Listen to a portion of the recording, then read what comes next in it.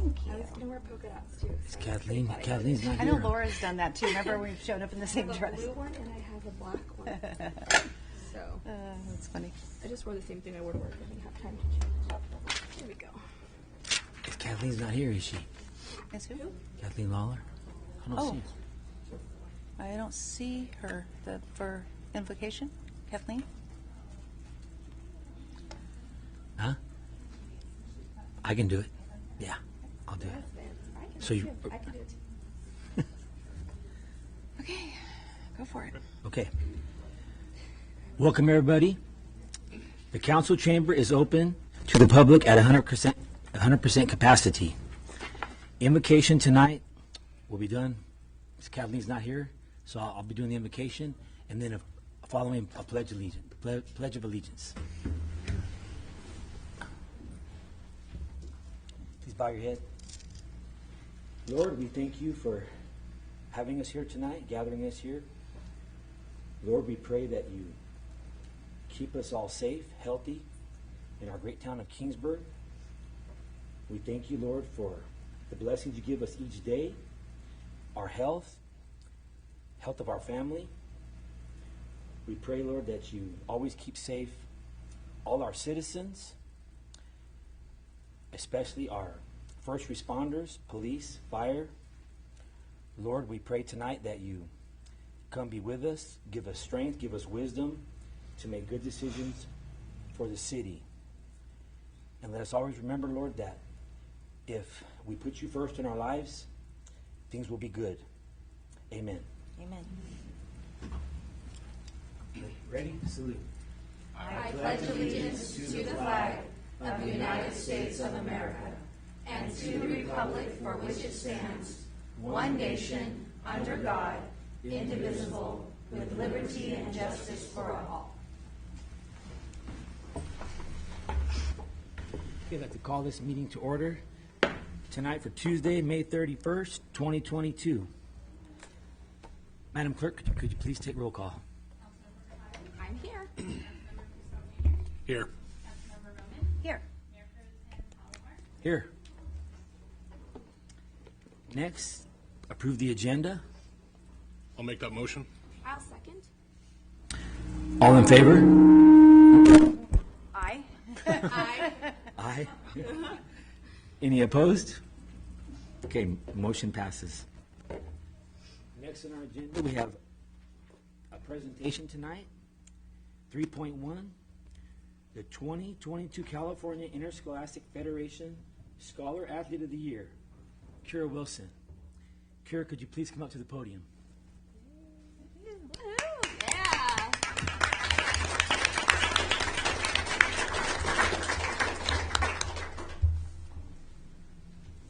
City of Kingsburg Proclamation.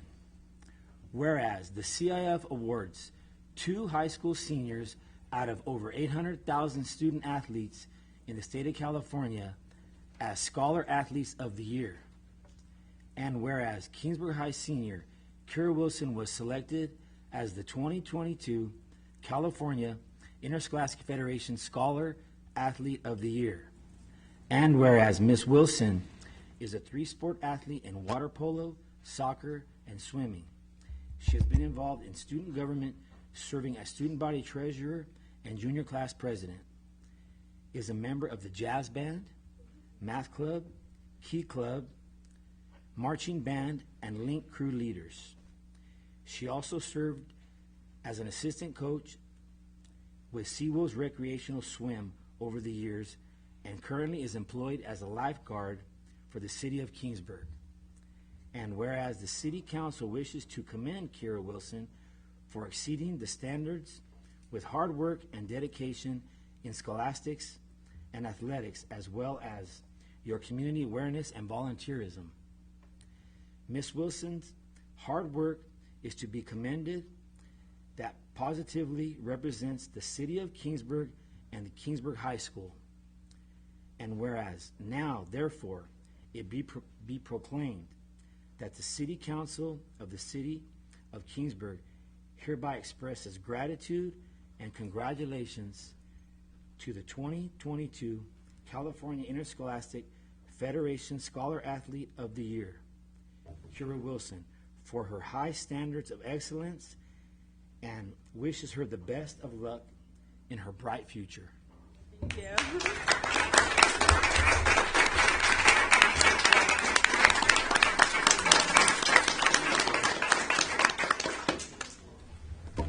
You want to say anything? The microphone. Yeah. Yeah. Wow, that's scary. I'd just like to say thank you so much, especially to the Kingsburg and for the city, for the high school as well, for all their effort that they do in allowing us to be in multiple sports at once, allowing us to be in band, having all the club opportunities. I think that's what really has made this possible, is their support of so many different activities and really allowing involvement in a well-rounded student. And I think that's really what's helped me so much. So thank you for that. You want to-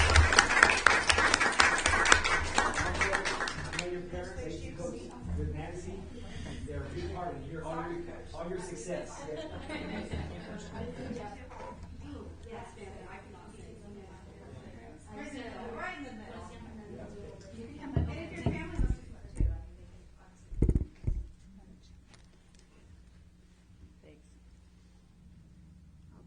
1, 2, 3. Thank you. Okay.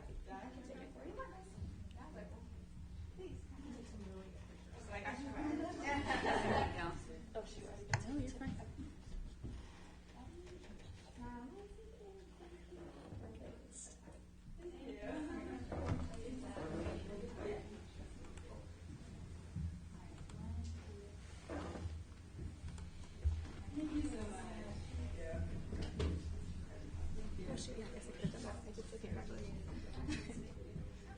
I'm already up here.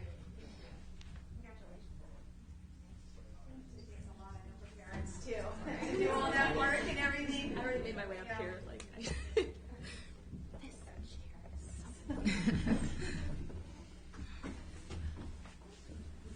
Congratulations. Yep. Again, Have a that's good really, night. really big deal. Thank you. Bye. Okay, continuing on. Next on our agenda is public comment. This is time for any citizen to come forward and address the city council with any issue within its jurisdiction that is not listed on the agenda. A maximum of 5 minutes is allowed to each speaker. And just as a reminder, as council members, we cannot comment on any of your comments. So I'll start with the back. Yeah, it's limited to 5 minutes. I think I read that right here. Anybody in the back row would like to do public comment? Say public comment tonight? I think what I have to comment on is on the Have to agenda. come to the dais. Okay. Okay, the second to the back row. Anybody want to have public comment tonight? Okay. Moving forward, the third row from the front. Anybody there want public comment? Okay. Then second row from the front. Yes. There you go. Yep. And you can move the mic up too if you need to. All right. Yeah, I guess I keep shrinking, but I guess I am taller than my body. That age business is not very much fun. My name is Janet Kelly, and I'm representing myself. Oh, yes. Are you kidding? A year ago, the Kingsburg community came together in a way that we have not seen perhaps ever.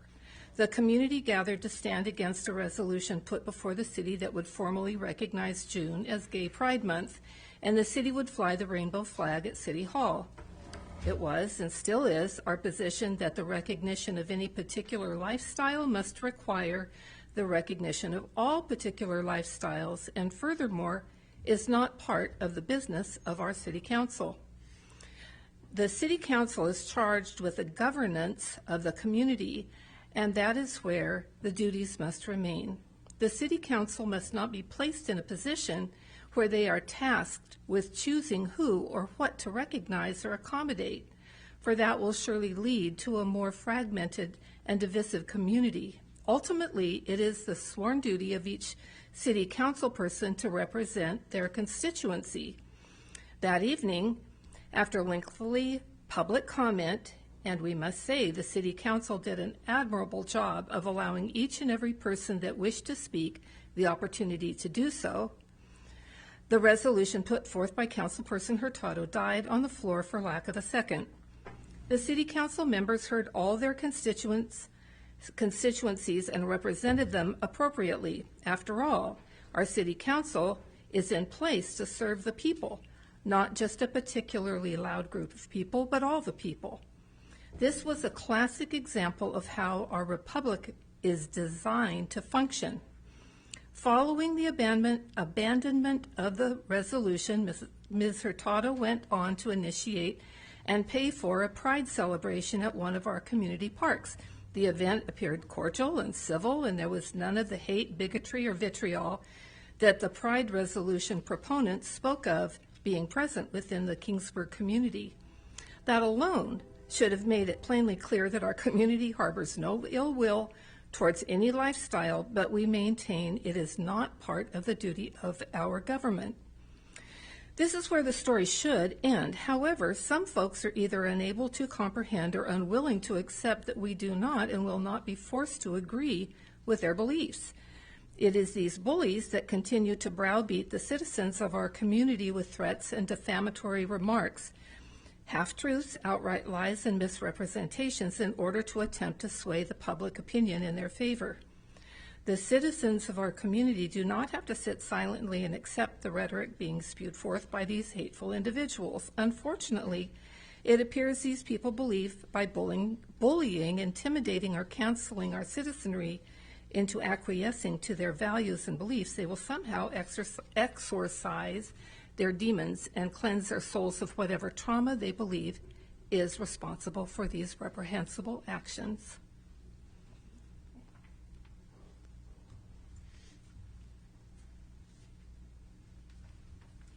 My name is Carol Williams, and I'm a resident of Kingsburg.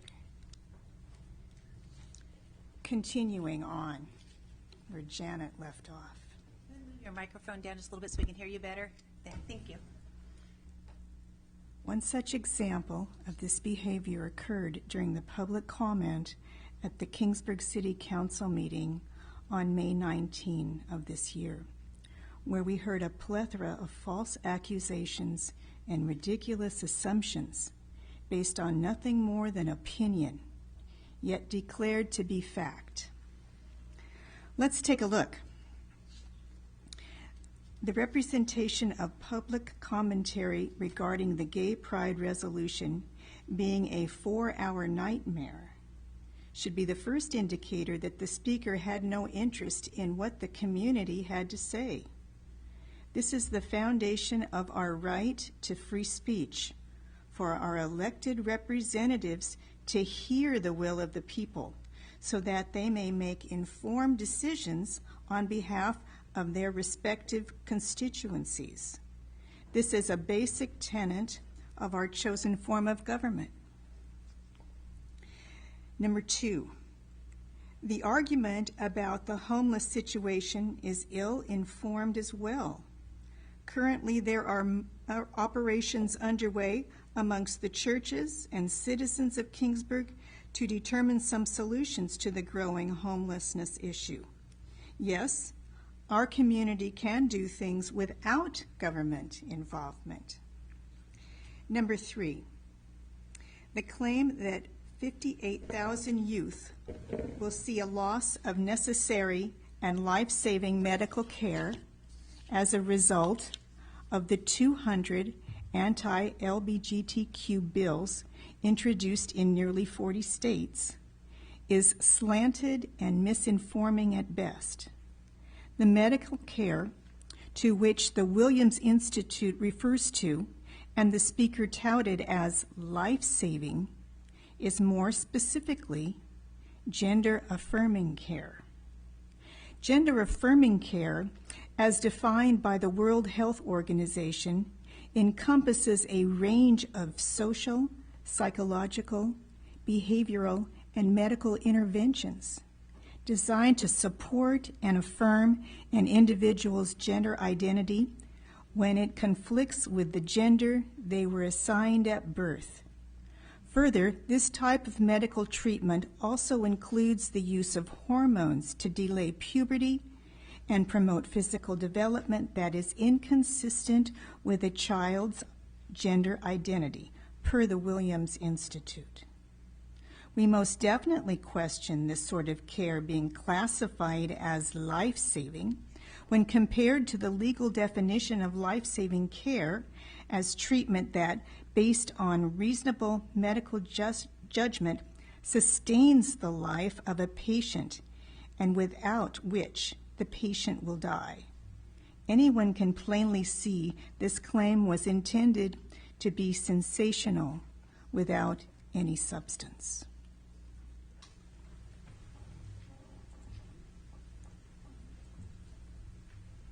Hi, Cindy Reed here. I am not in town. I'm out in the country. My address is actually Dinuba, but I was born in the Kingsburg District Hospital 59 years ago. So I'm going to continue on with item number 4. The significance of the claim that 12 transgender people have been killed in 2022 requires further detail. The named source indicated that there were 50 transgender homicides in 2021, per the Williams Institute. 1.4 million people in the United States identified as transgender. This puts the simple rate of homicide at 1 per 28,000 people. Provisional data from CDC via the Pew Research Center put the entire United States homicide rate at 7.8 per 100,000, which would be 1 per 12,821 people in 2020. The extrication of transgender homicides as some sort of extraordinary statistic requiring exceptional attention is obviously not well thought out, as it is less than half of the national rate for all people in the United States. Item 5, the next claim that, quote, LGBT people aged 16 and over are nearly 4 times more likely to experience violent victimization compared to non-LGBT people, end quote, is taken out of context. First off, the research was done in 2017, 5 years ago. Second, quote, it is clear that LGBT are at greater risk of violent victimization, but the question is why?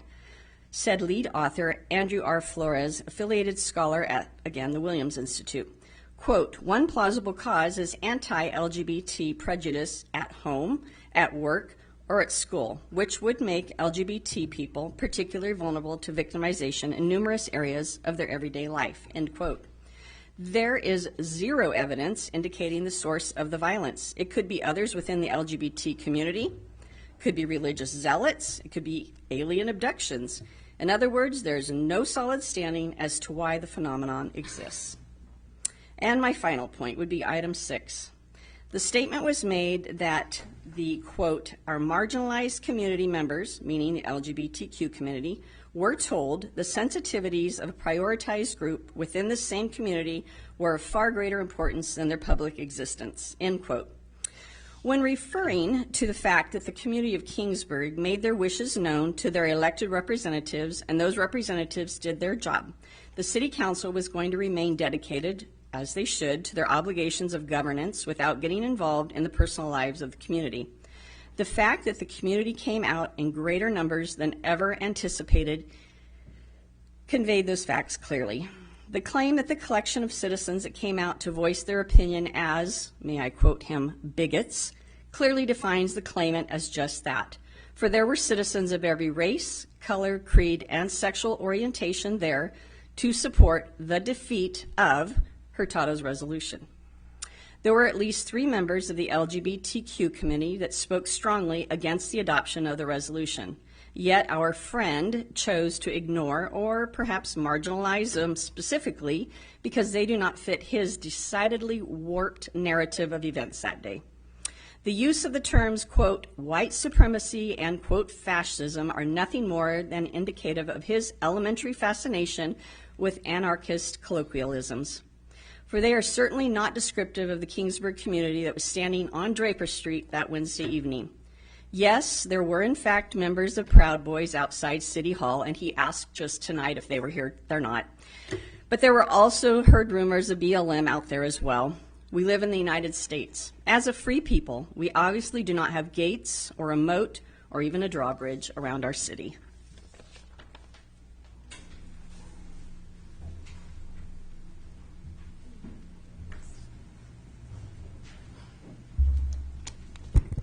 Lance Jackson. I'm a resident of Kingsburg.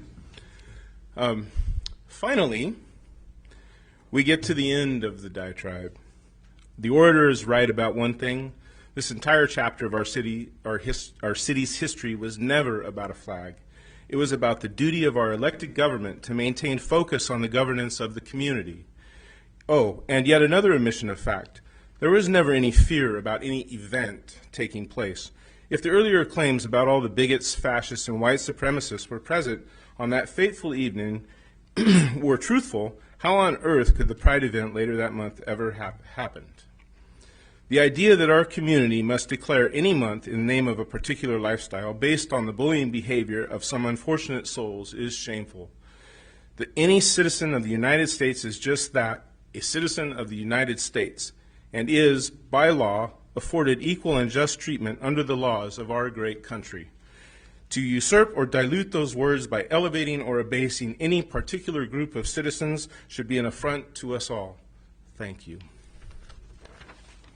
Thank you. Anyone else here for public comment? Mr. Chairman, I didn't know, may I follow them? Yes, please step up and state your name, and if you're a resident of Kings, please. David Jackson. My wife and I were both born and raised in Kingsburg. In fact, the attending nurse at both of our births was her grandmother. So we have been here for some time. We love our town. It's a wonderful town to raise our family in, to take them through sports, and to take them to a church of their choice, which is a church on most every corner that we have here in Kingsburg. It's I'm a farmer, so I'm not sure that I'm going to put this exactly just right.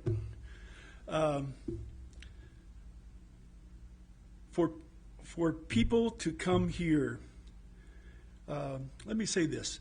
Each one of you that is represented in here represent the people of Kingsburg. And I would think that what we are talking about is a segment of our population is less than 1%.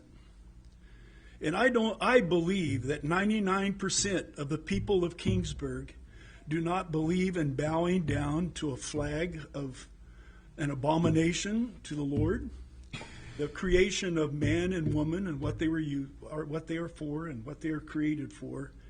And that 99% is who you represent. And I would ask that you represent them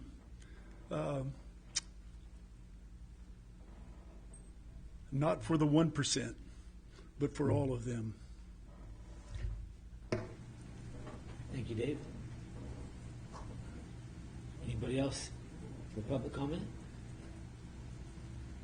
Matthew Cook. I'm a resident of Kingsburg. I have one question before I continue. Is water conservation on the agenda tonight? Then I will continue. I live at 1300 Lincoln Street. My house is in your picture. I live across the street from the old hospital, which is now a medical facility again. I have contacted Mr. David Galvez at least a dozen times on extreme watering at the hospital every single day to the point of the gutters being flooded. We're at a 40-year drought. This is not the only place in town that is overwatering to the extreme. We have the police department floods the gutters. They're watering dirt.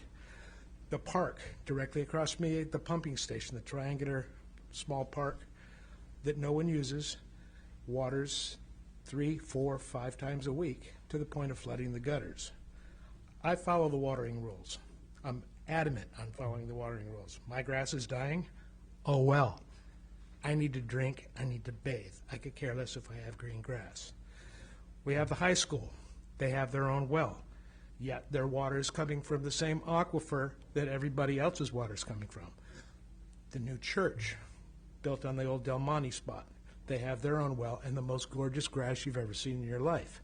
Yet they are drawing the same water from the same aquifers that the city draws from. I need the council to contact Mr. Galvez, who is in charge of the water, as far as I know, because he's who I've contacted, we need to address this problem in town. I mean, it used to be a warning, and I've been informed that it is now a finable offense for watering in the extreme. And this is getting serious. I mean, the governors of 7 western states met today on watering restrictions for all these states. We need to address this here in town because water is precious. We need to drink before we have green grass. I mean, it's just a point, and it's bothered me for the last couple of years because I'm originally from Michigan. I lived in Los Angeles, who is now under strict watering restrictions for the first time since I can remember. My family and I moved here from Dunlap 11 and a half years ago. And up there, if you run your well dry, it's on you. We run our wells dry here, it's on everybody. So I just thought I would bring this to the notice of the council because I went through the proper channels talking to the city works manager, and evidently it's falling on deaf ears because every morning when I go to work, they're watering, flooding the gutters every morning. It's the police department, both churches in the area. I'm just going by what I see every morning on my way to work. But it's something that the council needs to address because we're in dire straits when it comes to water, and it's not getting any better. Thank you. Thank you. Thank you.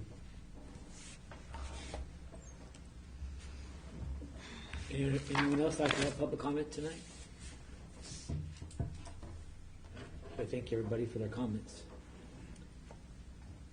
Next, we have consent calendar. Items considered routine in nature are to be placed on consent calendar. They will be considered as one item and voted upon in one vote unless individual consideration is requested. Each vote in favor of consent calendar is considered and recorded as a separate affirmative vote in favor of each action listed. Tonight we have 5.1, 5.2, 5.3, 5.4, 5.5, 5.6, 5.7, 5.8, and 5.9. Would any council members like to pull any of these items? Nope. Motion to approve the consent. Make a motion to approve the consent calendar as presented. Second? Okay. All in favor? Aye. Aye. Any opposed? Okay, moving on. Next, we have our regular calendar. 6.1, roundabout bay acceptance and project update. Yeah. Sponsor is our engineering department.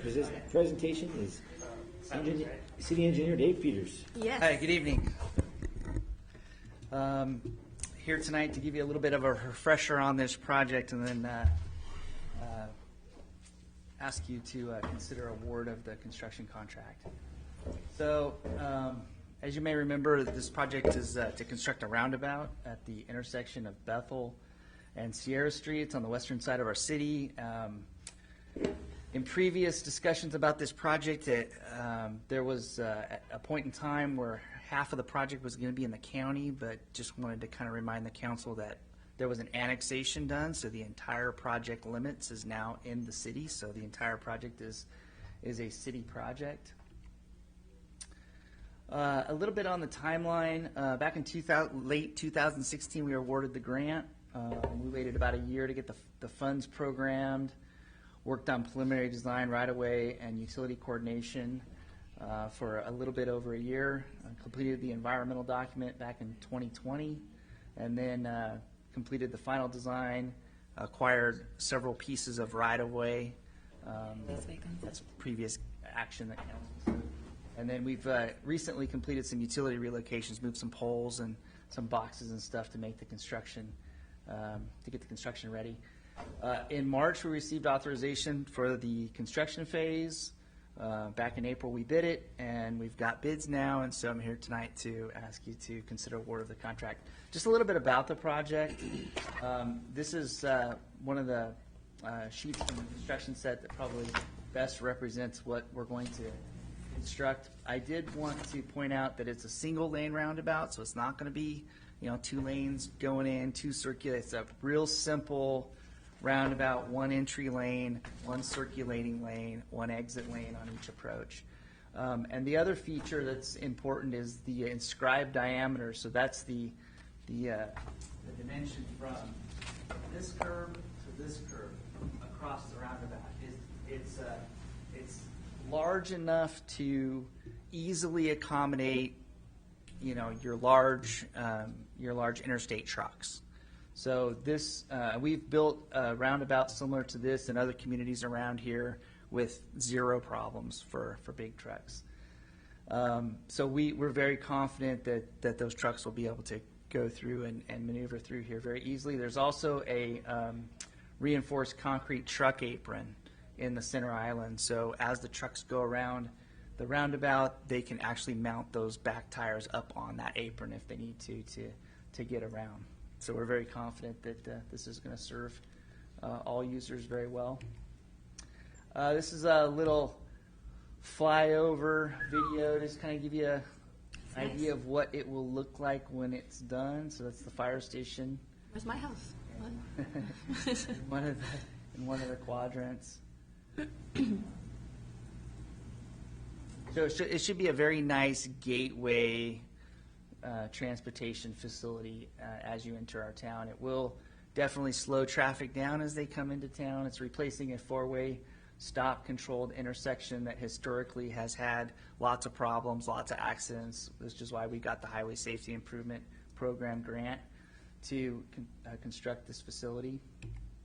Dave, we haven't finalized, there you're going to say that. Yeah, What was going in the center. Yeah, we're going to correct? talk about the center right now. So this is kind of the concept that I think the council wanted us to pursue.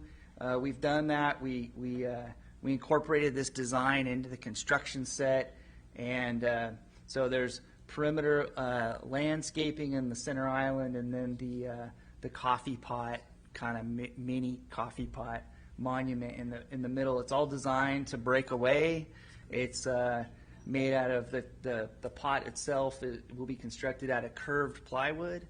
So if someone were to mount the center island and hit it, it would just kind of splinter away, which is a similar concept to how Caltrans designed roadside signs.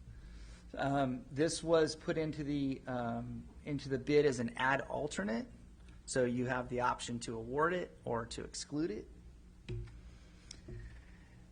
Which leads us to the request tonight to award the construction contract. We received 4 bids for construction, ranging from $946 to $1.325 million. The low bidder is Don Berry Construction for that $971,000. Our funding from the Highway Safety Improvement Grant is $976,000. So the numbers that I just recited is for the base bid only, so it's for everything except what's in that center island. The ad alternate to add the center island landscaping and the coffee pot is $75,000. So as you can see from the numbers, we have enough Highway Safety Improvement Program money to fund the base bid. We would have to utilize additional funds from other sources to award the ad alternate if you chose to do that. So summarizing your options for tonight are to award the base bid only, to award the base bid plus the additive alternate. You could also choose to not award the project. I would suggest that if you choose to award the base bid only, that we pursue negotiating a change order with the contractor to at least put in some of the perimeter landscaping in the middle, just so that we don't have, a dirt mound, so we can have some dust control and some beautification of that center. I think there's opportunities to do more in the center of the roundabout at a later date if you chose to do that, so we could award it, get the facility built, do some minimal landscaping, and come back and attack the center at a later date. Or we could do it all now. It's just kind of up to the council. So with that, I'd be happy to answer any questions. So the coffee pot at $75,000 in the middle there is not with Don Berry Construction. That would be a different. No. It's part of their bid. It's part of just their bid. it's just Okay. we put the contract documents together in such a way that it's an additive alternate. So you have the option to include it in what you award tonight or exclude it. It's your choice. And so. as Public part of Contract Code requires that we do it as an ad alternate to allow that to happen. As part of that, with the coffee pot, I mean, I definitely like the city logo on there, but could we also do the painting that's so similar, ties in with our downtown coffee pot? So some of the Swedish toll painting instead of. Yeah, we could. Yeah, we actually have that stencil design from when we repainted it before. So yeah, we could do that for sure. It's nice to show a gateway that you're coming into the city of Kingsburg. Yeah, and that logo, and I'm.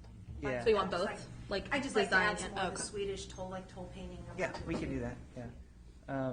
Yeah, and I think that is a very important point. Is that this will, because of where it's located, will really serve as a gateway. It's going to be a great addition. I like it. How many people bid on the project? We had 4 bidders.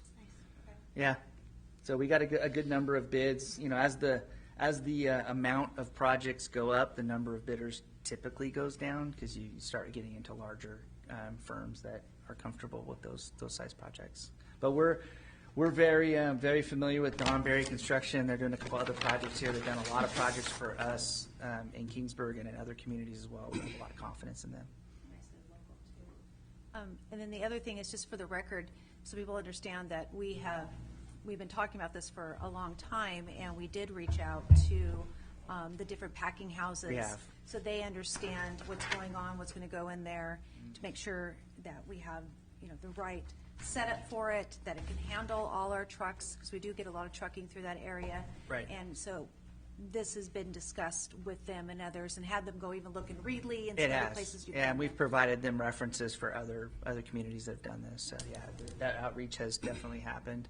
And as we get into construction, there's going to be the project's going to be constructed in stages. So we're not going to like close traffic off in all directions. We'll be able to move traffic over. There is going to be a short closure for traffic continuing down south from Sierra Street to Kern Street, but it'll be a very short. It's like a week.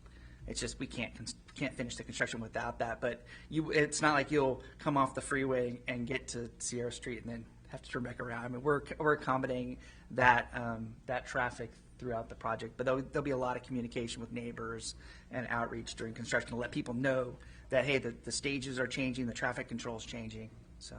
Even though we've annexed it to the city of Kingsburg, that extra property across the way there past Bethel, I have kept our supervisor, Buddy Mendez, informed. Great. And at first he was leery, but now he's on board with it, and he's.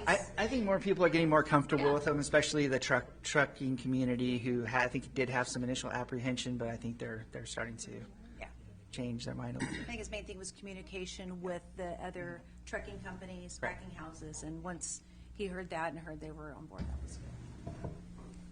What is the timeline, Dave, if we award it tonight? So if we award tonight, the contractor has told us that they intend to finish it before school starts. So that's a very ambitious goal. It's going to be a couple months worth of It's work. ambitious. Yeah, they did a similar one in Reedley. Took about 2 months. Same contractor. So when they say they can do it, I tend to believe them. So that's the goal. It'll be August. Yeah. That's really fast. Do you know how tall the coffee pot is? How tall it is? It's gonna be- I think it's about 20, just about 20 feet tall. I think it's just about 20 feet It's tall. going to look really cool. This is definitely going to help with the traffic coming out of T-Mobile and having them come this way. So it's a constant moving. We don't have to worry about a backup anywhere Right. at Bethel. Right. So Yeah, no, it's going to perform very well. Yeah. Awesome. Thank you. Can you go back to that's Oh, this one, yeah. this one. I just want to point out, because I'm sure you guys have had the same thing. We've had a lot of people asking us, why are you guys putting in a roundabout? Why don't you just leave it alone? Which I understand. But if you understand the way that the city's growing and the city's growing out that way, we need to have roadway infrastructure changes. And this is a way with the grant that eventually we're going to have to change that intersection. With this grant, it allows it to get paid for from an alternate source that's not from the city. So although these numbers are huge, over $1 million is a lot of money. Fortunately, it's not our money. 75,000 of it will be our money for the added alternate, but that's also cheaper to do now than it's going to be to do in the future. And Right. with the whole point of the roundabout, slowing traffic, reducing accidents, less head-ons, less left turn accidents and things like that. It's one of those things where it's like, let's just do it now, because if we don't, my opinion anyway, if we don't do the additional, it's going to look like a ramp. And I don't want that. Yeah, We want it to have clear things that are there, that if somebody drives through, it's not going to kill them. Right. But you do want it to be there so that their lights are going to hit it at night, you know, as these changes come and stuff like that. And So- there's uplighting already in the base awesome. bid. There's uplighting, so it'll be lit at night when you come through. Yeah. So, I mean, although I don't love spending the extra $75,000, I see the value in that $75,000, not just for aesthetics, but for safety purposes. I think that's important. And I just want people, if they're listening, to understand the reason that we're actually doing this, because I do hear that question all the time. Why in the world are we putting a roundabout? This is the cheapest way for us to change that intersection. It's going to make it safer, and the flow of traffic, although it's going to be an adjustment for all of us, the flow of traffic is going to work a lot better with the big business of T-Mobile. People aren't going to get off on Sierra Street, because anybody who's gotten off on Sierra Street on the freeway, between the freeway exit and T-Mobile, with 1,000 people coming in there, driving their cars, is going to be ridiculous. We can divert them over to Bethel this way and kind of keep that traffic on that side of town. I think that's the big goal for now for this, and then as the city continues to grow and push out that way, we have that infrastructure. Yeah, and I'll just throw in there too that, I mean, the reason that we submitted the grant for this location is that it was having a lot of accidents when it was a two-way stop, and a four-way stop is really just a short-term fix, because it's, like I said, it'll fix the problem for a little bit, but as soon as you get additional traffic, now you've got capacity issues, you got traffic backed up, you know, and then you get an increase in rear end accidents. So, I think they understood that when they evaluated the project. We did also have to consider a traffic signal, but it did not score as well because the benefits of that countermeasure were not as high as the benefits of the roundabout. So, I appreciate you bringing up the education around it, specifically when it comes to who's paying for it. So we're really not paying as much as we could be for something that's safe and effective. So thank you for bringing that up.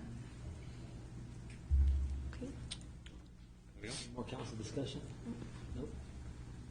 Motion? Okay, we need need a motion. I would like to make a motion that we move forward with the additive alternative. Accept the bid. The whole package. Yeah. I'll second that motion. All in favor? Aye. Any opposed? Nope. Thank Motion you. carries. Appreciate it. Thank you, Dave. Next, we have 6.2, 22-23 city managers, recommended budget introduction. Staff report by City Manager Alex Henderson.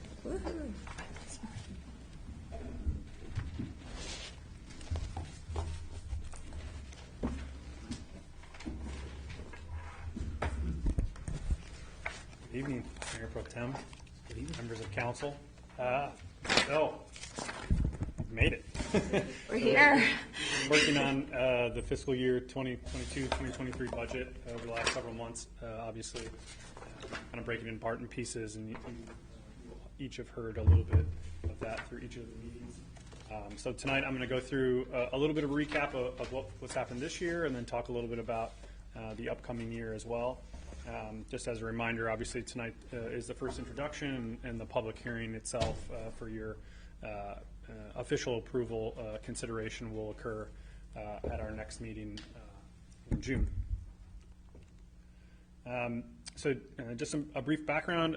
Obviously, the budget follows all the tenets of our adopted strategic goals.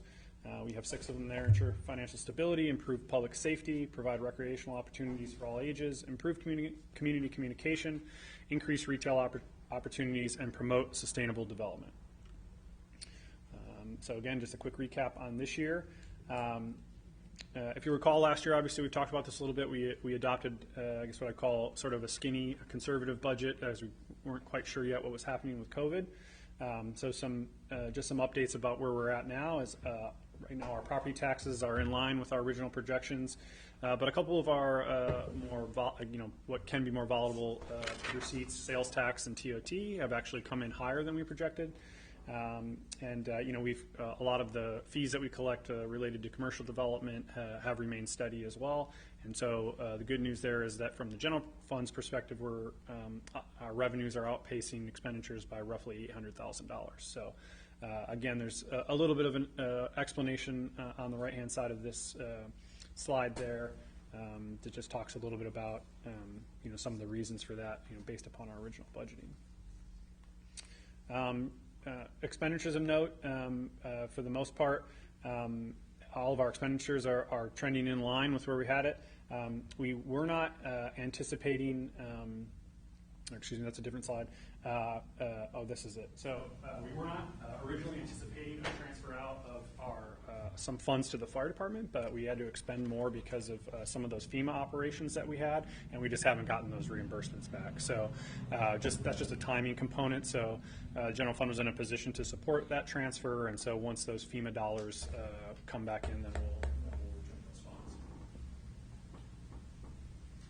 funds. Just talking a little bit about some of our individual funds. So our recreation funds make up, as our pool, our senior center falls under that, and then some of our community service activities as well. So we do make the recreation fund is actually technically a subset of the general fund, but we actually make inter fund transfers just so you can see how they're operating separately, as opposed to just getting washed in with the rest of the general fund.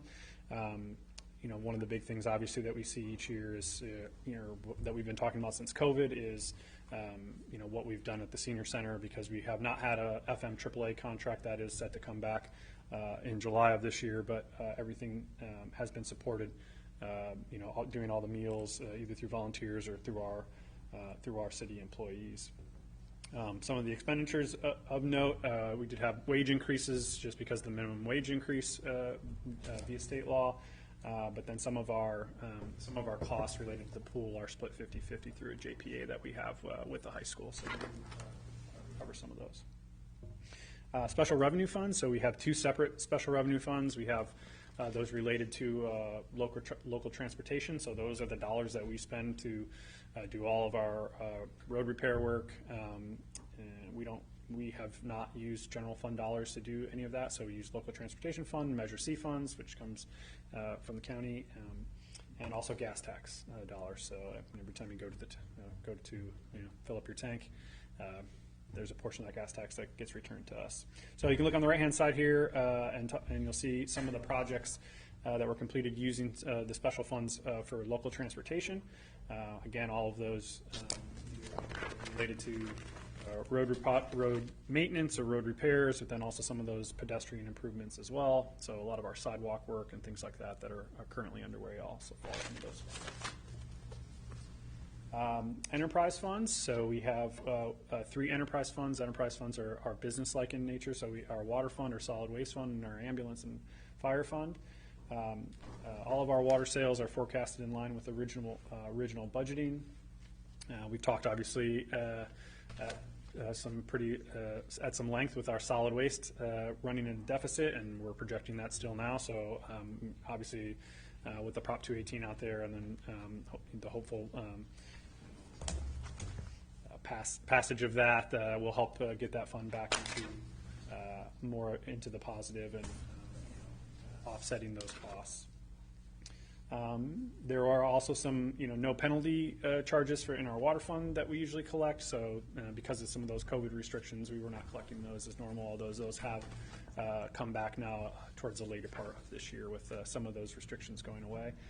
We did participate in a state program through ARPA dollars that allowed us to credit every account that we had that was outstanding. And so we participated in that and credited those accounts and got those up to date. And then now moving forward, that's when we'll enact any fees that will exist. Just some highlights here. Obviously, a lot of activity over the last year. So I like this slide because it kind of lays out some of the larger things that's occurred.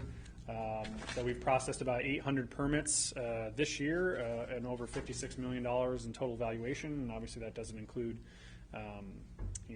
the last part of the year, so we're in the last month. prepared and served over 68,000 senior meals this year. We made that additional discretionary payment to save about $1.2 million in interest in our CalPERS obligations through the UAL. And we've been doing some city facility investment, obviously this building and the fire station, and we're starting to prep for some of the police department remodels. And then at the bottom there, obviously, I highlighted the finalization of the T-Mobile project, which obviously was several years in the making, which was $54 million in investment on their behalf. Like I said, 3 years from initial discussions and over a year since they broke ground on that project or that tenant improvement. So before I jump into the next year, any questions on where we're at now? I have a quick question. Yeah, go ahead. For the FEMA reimbursements, do you have timelines for that? So we've submitted, I think, everything, or we're very close to submitting everything. I know that they were going through some of those. They were putting some online webinars on to make sure that we get all of that in. But I don't. I'll talk with Chief Perkins. The fire department is heading that up, but I don't have a timeline for potential reimbursement right now. Some of our main general fund revenue sources, which we've talked about previously, is sales tax, our transient occupancy tax, which is the taxes that we collect on hotel stays, building and permitting licensing, our motor vehicle license fee. Our recreation fees is one of our largest ones, but obviously those are offset by our costs for that, and then property taxes. So here's just a revenue forecast for the upcoming year, broken down by those main sources. Of note, I will say that this is one of the first years in my time here that sales tax is expected to outpace property taxes, so that's obviously a very good thing. Yeah. So that's our Bradley Burns tax only. That doesn't include Measure E, obviously, which we've talked about. So, those are based upon the forecast from our third-party consultant, but obviously, diversifying, adding some more of those businesses. But it's also I would say significant, because when Kmart was at its height, it was probably close to 10% of our total sales tax take. It was probably over $100,000 a year. So it's good that we've been able to weather that, replace that, and build upon it a little bit. So just our general fund revenue trends. Obviously, we've seen the revenues go up pretty significantly here since 2019. A lot of that is can be reflective to how the commercial development that we've had, both commercial and residential development. So while there are obviously revenues associated with that, some of those are offset by the costs that it takes for us to have people like Dave look over those plans and other things as well. So. Here's just a overall revenue and expense trend. So obviously the positive is that every year since 2019, the revenues have outpaced expenditures. And we're projecting the same for next year as well. And here's a breakdown of our expenditure forecast, just in the general fund. You can see where those large breakdowns are. And city council and admin is a large number, because admin is really most city hall staff that you have included here that are not included in general or in enterprise funds or specific areas. So a couple of quick highlights just on the expenditures plan for next year. A lot of them are pretty consistent with what we have year over year. I'll say one change that we have right now will include the addition of an accountant position, in which the general fund will only pay a portion. Measure E will actually pay a portion of that, and the water fund will pay a portion of that. So we're just growing to a size, and that we are requiring some additional help in our finance department.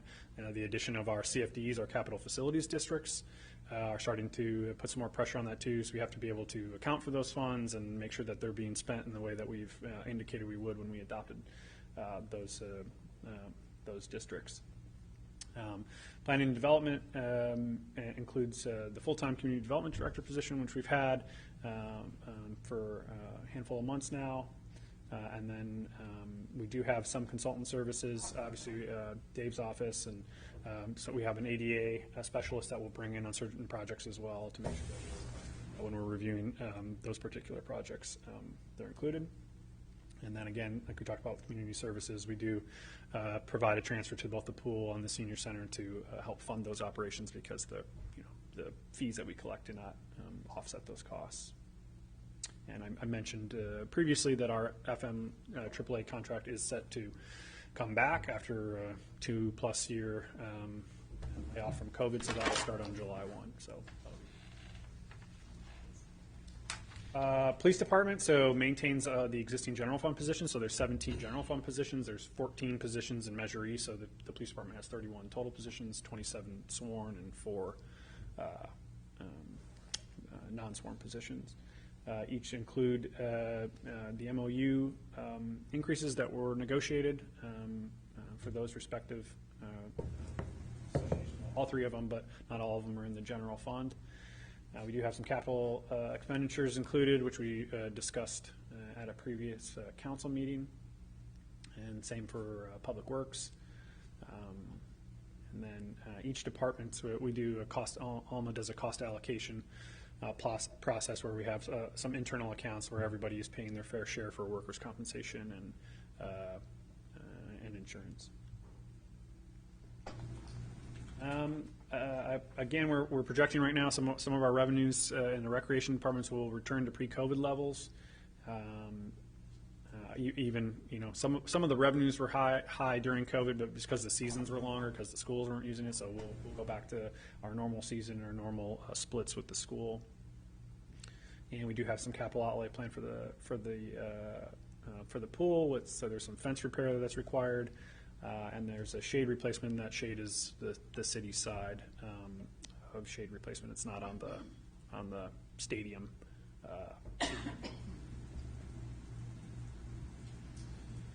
And just to talk a little bit about our special revenue fund. So some good news. The bad news is we all pay more at the pump. The good news is that the city gets more, and when it's higher, that the taxes is higher, and so we are projecting some.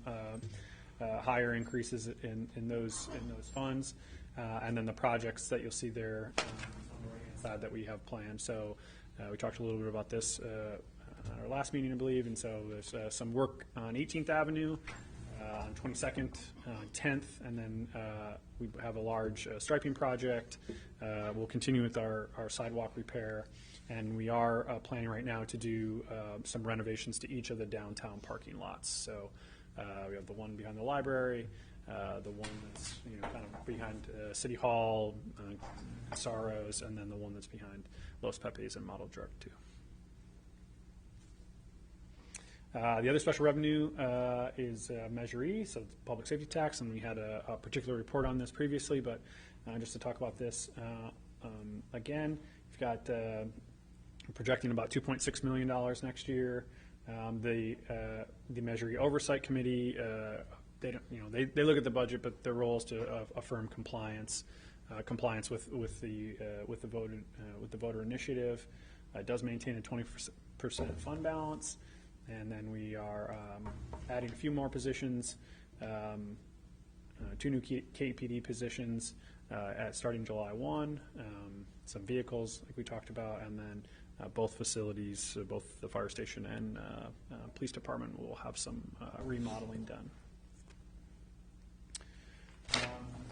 Enterprise funds, again, solid waste revenues are being outpaced by expenditures. So we're hoping to, we haven't counted our chickens yet, so the budget is showing that still. But if that change goes through, then we'll probably have to make a budget amendment at that time.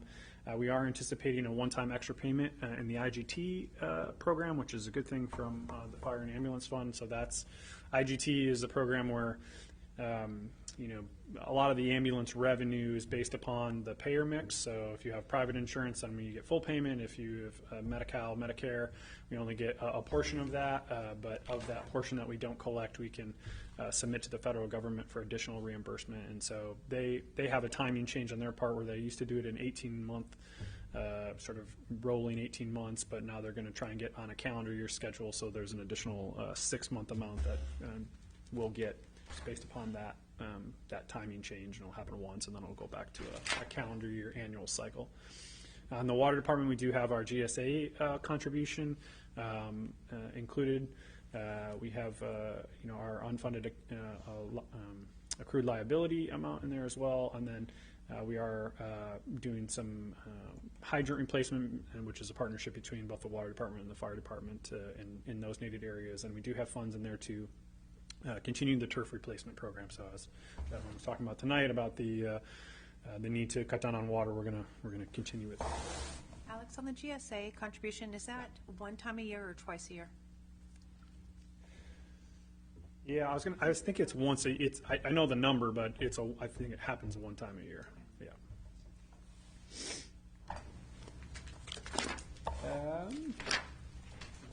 Yep, talked a little bit about the solid waste changes that we're undergoing, and then for ambulance and fire, we still have fire station number 2 bond payments that continue as scheduled.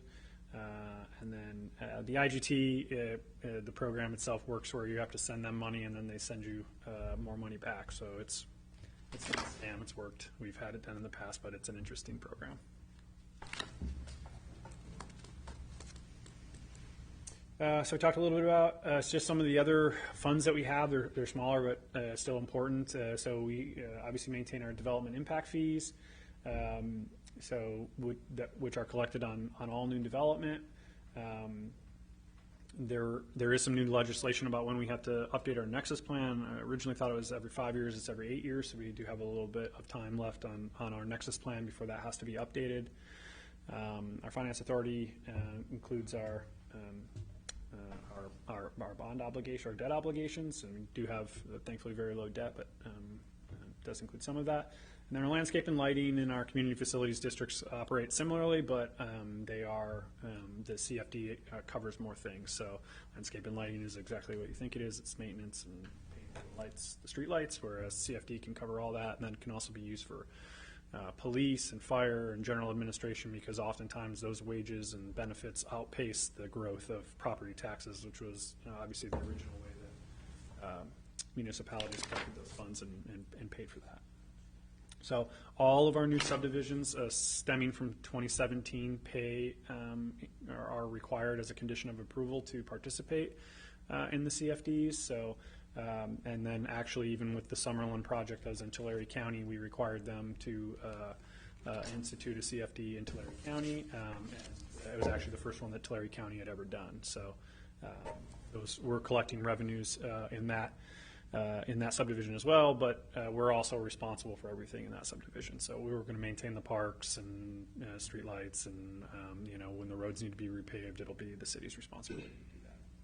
And also because we're the responsible agency, the most realistic responsible agency for both fire, EMS, and police.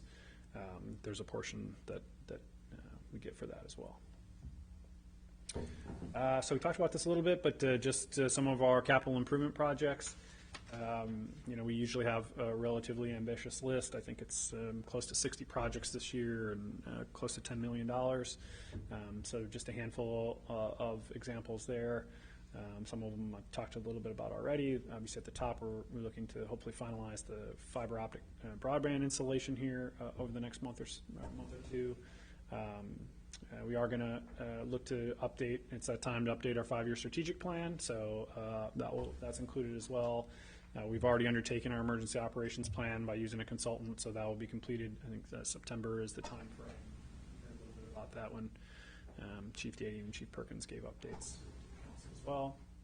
And then the Athwal Park restrooms will be in this next fiscal year as part of the Prop 68 grant, and just some other equipment purchases as well.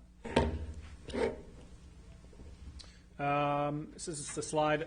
This is our CalPERS UAL slide. We talked about CalPERS probably a couple months ago now. I thought this was a good illustrative slide to show what our obligation would be without the ADPs. So obviously our ADPs are meant to be long-term savings, but you can kind of see what it has done since 17-18, already gone from 428 to 643, but it's actually going to go down next year, which is a good thing. This is what it would have been.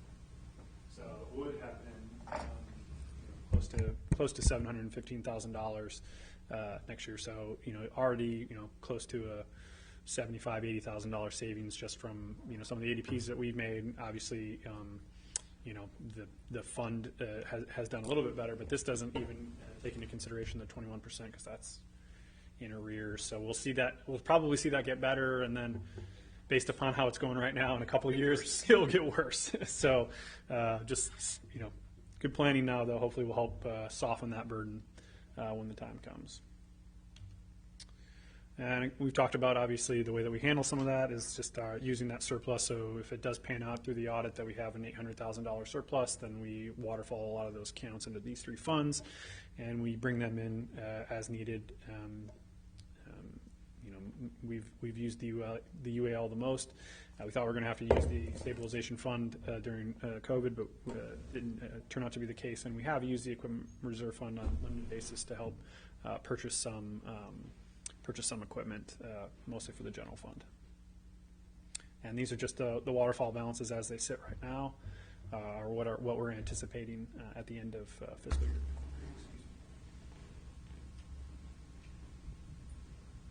And then you will see a full, as part of the budget in a couple of weeks, as part of that entire document, you'll see some of the financial policies that the council affirms each year. Really sets a lot of the guidelines for what we have to follow as a staff to make sure that we're following best practices. Our investment policy, our budget amendment policy, our purchasing policy for department heads based upon what the council has authorized in the budget. There are no anticipated changes for fiscal year 23, and we do have the auditors review these every year as well. So just a couple of highlights. Our budget is structurally balanced. Our all funds budget is about $31.5 million this year. It does maintain or increase city staffing levels. It continues all of our economic development incentives, and so that's always one thing I like to talk about too, because obviously those have been very successful, but if there ever were a downturn in the economy, there are some discretionary dollars there that the council could pull back on, which would allow us to limit some of our exposure, and so we aren't overspending even in the case of a downturn and impact on some of those revenues. And so that concludes my quick summary, I know. And again, just a reminder, our public hearing will be 15 days from today on Awesome. Tuesday. So happy to answer any questions you may have. Questions or council discussion? It's a lot of work. Yeah. I have one question. Go ahead, please. With the capital improvement plan, the civic rec software reservations and sign up. So as of right now, our reservations are not online. Nope. Still have to come in if okay. You have to come in. You can handle some of it through email, but we're really trying to transition to getting more online and taking payments online. And really the challenge is not the website. The challenge has been integrating it with our accounting and our financial software, because we have very specific financial software, and you can't don't change that. And so that's been a little bit of a challenge. And so I think we found something that will be workable. And we're actually, I think it was on this evening's consent calendar, there's a grant, a mobility grant that we're applying for that would help pay for that startup in that first year through the air district.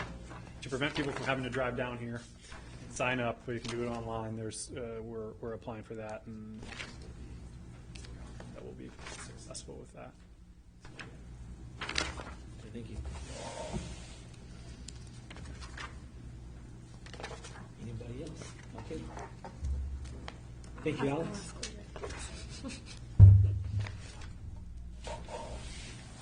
Number 7, council reports and staff communications. 7.1, Community Service Commission. The Community Service Commission met last week, and they just got some brief updates on the Prop 68 process, but pretty limited right now. We're just waiting for more of that to come through from the state. 7.2, Public Safety Committee, we have not met since our last meeting. 7.3, Chamber of Commerce. Have not met. 7.4, Economic Development. We had a meeting, and we discussed the mural projects and, what was the other big one? I've talked about some potential urgency ordinances related to smoke shops and the downtown area.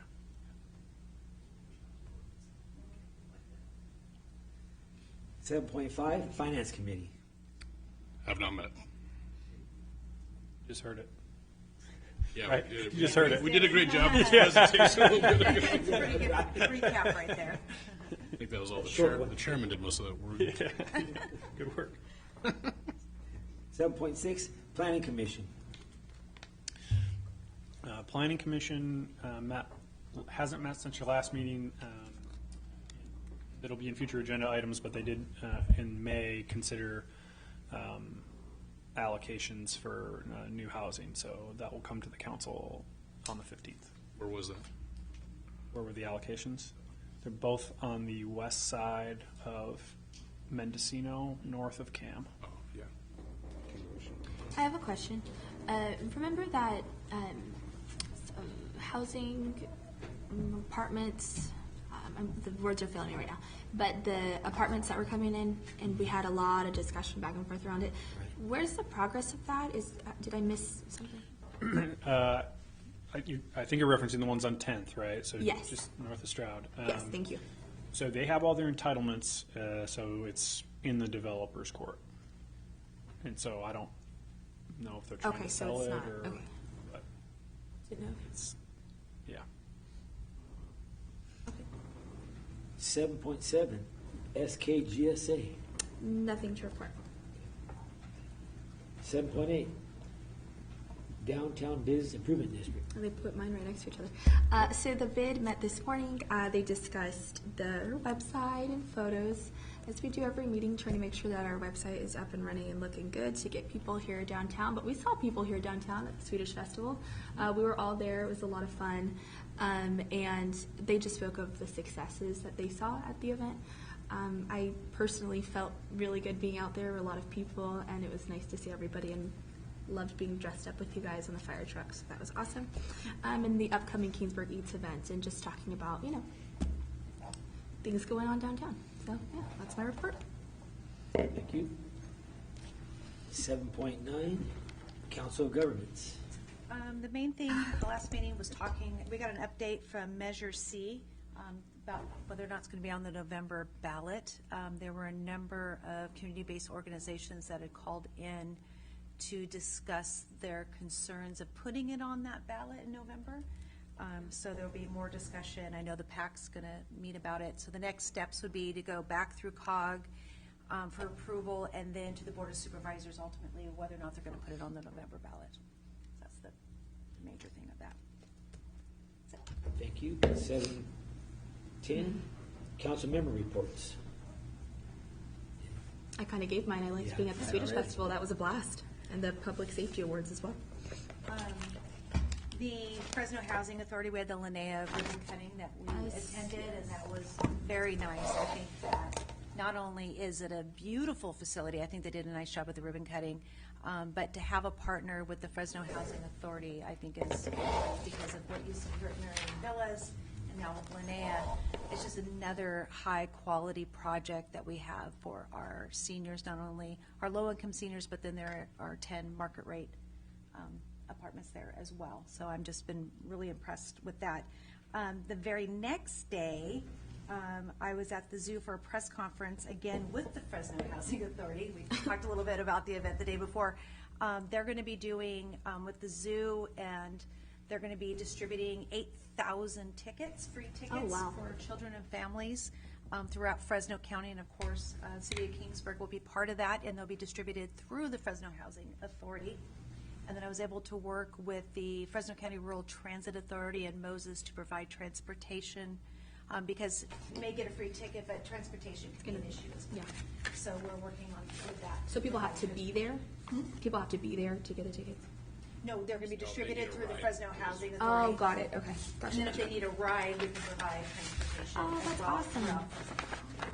So that was really nice, and Tyrone Williams is just a kick in the pants, the Fresno Housing Authority director, and he's wonderful the day before, and then the next day at the zoo. It's just nice to see him, and it's great, like I said, partnership, for sure. And that's it.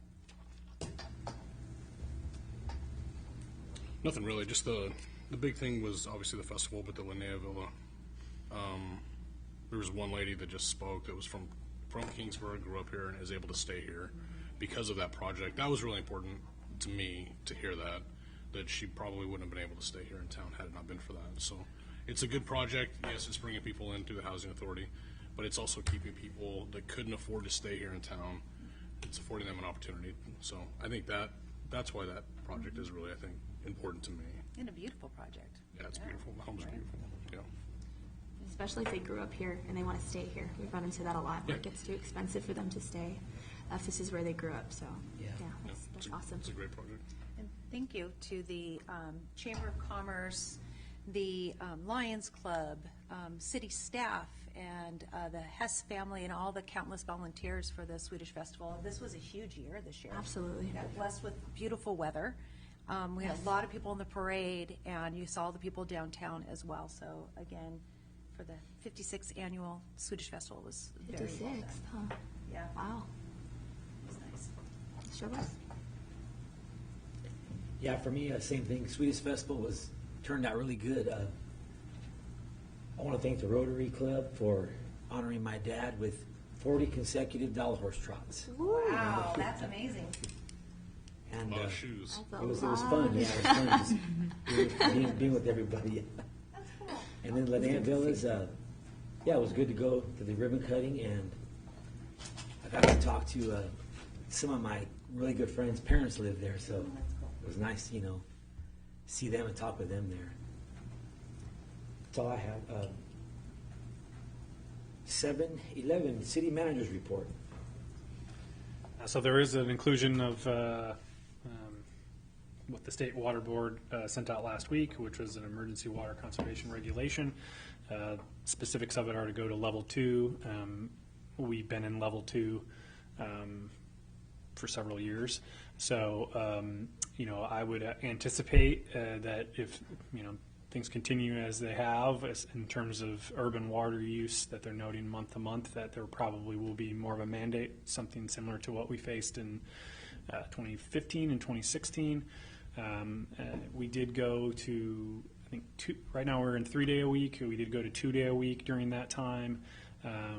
We did institute some penalties for tiers of water usage. So if you used over a certain amount, there was an automatic penalty that was put in place. We have, I did talk to Public Works Director Galvez, and we have been handing out citations more frequently now. We did do an aggressive warning campaign, but it is now no more warnings. It's just into fines at this point. So, Alex, how do you want people, kind of piggybacking that we had the public comment tonight with the concerns of water? I know I've been contacted, maybe you have as well, about when you see people overwatering, how do you want people to go about reporting that or It sounds like contacting the city? He's seeing it in a lot of different places. yeah, so it's the best way to do it is to go on the city's website, and we have the request tracker right on the front page, and then you can submit that. I mean, it's not just for overwatering, but overwatering is one of the things. But if there are, any of the things that you have that you see, like code enforcement or things like that, you submit it. You basically just create an account. It can still be anonymous, but you create an account. And if it's not anonymous, you actually will get updates as we update the file. So sometimes it's a challenge because, if folks want to be anonymous, they don't see that. But that's probably the best way to do it.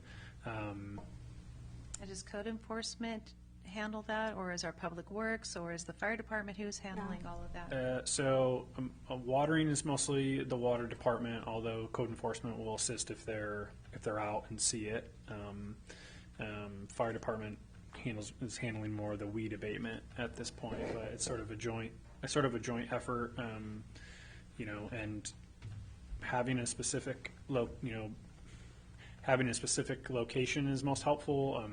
Some of the challenges that I see, like in my, like for example, in my neighborhood, is there are very long runs before stormwater gets into a stormwater drain. So it collects sometime from several blocks, right? And so it's you may see it at the end of the stormwater drain, and it looks like there's a ton of water, but then it can be hard to trace that all the way back to where it came from. So really identifying when it's happening and in the mornings. And so we're increased some earlier mornings and some later evening patrols for things like that, because that's a challenge too, is if whether or not we can physically see it. But and we do speak with the folks that have wells as well. So we don't have meters on those, but to the gentleman's point, we have those conversations a fair amount with high school and some of the other ones too. So they're going to get to a point, I think, in our GSA that a lot of those wells are going to have to be metered, and it's not going to be a choice. So that's the best way to do it. It's one other, sorry, Mr. Chair, one other item. The streets projects and the Matson Trail are set to start next Monday. So for this year, so we were waiting. They were thinking about doing it this week, but school will be out next week, so they'll start next week on Monday. And Matson Trail's only going to take like a month? Yeah.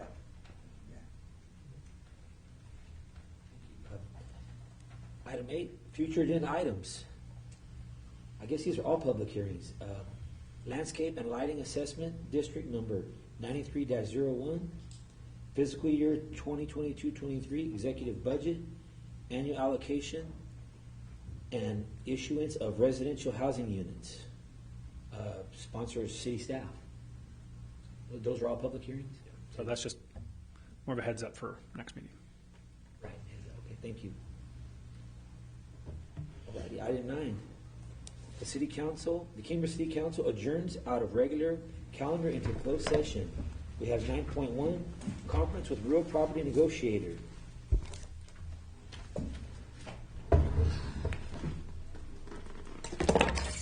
Thank you all for coming. They all left quick. Thank you all for being here.